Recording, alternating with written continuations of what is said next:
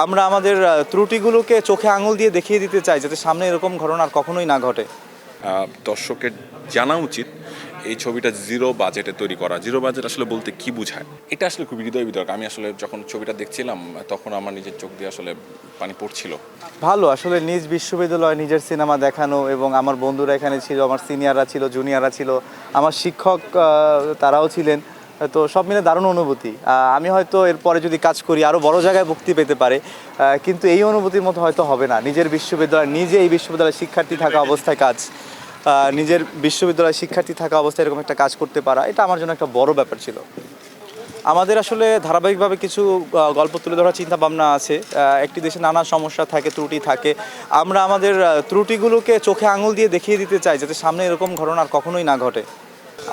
আমার আমার প্রত্যাশার তো আসলে শেষ নেই, ভালো শেষ নেই। নিজের ভুলগুলো চোখে পড়ছে, সামনে হয়তো এই ভুলগুলো থাকবে না।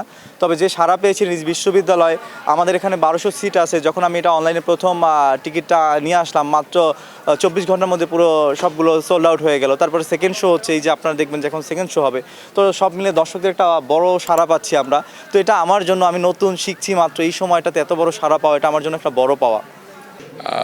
সিনেমাটা নিয়ে বলবো এটাই যে চমৎকার উদ্যোগ, এবং অ্যাটেম্পটাই আমার কাছে খুব ভালো লেগেছে।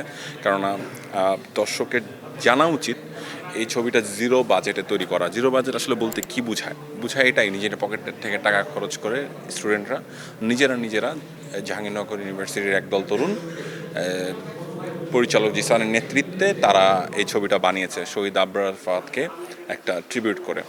এবং শহীদ আবরার ফাহাদকে আমরা আসলে যেভাবে চিনি একজন দেশপ্রেমিক হিসাবে, এবং দেশপ্রেমিক হিসাবে তার ফেসবুকে পোস্টের কারণে ছাত্রলীগের গুন্ডারা তাকে নৃশংসভাবে হত্যা করে।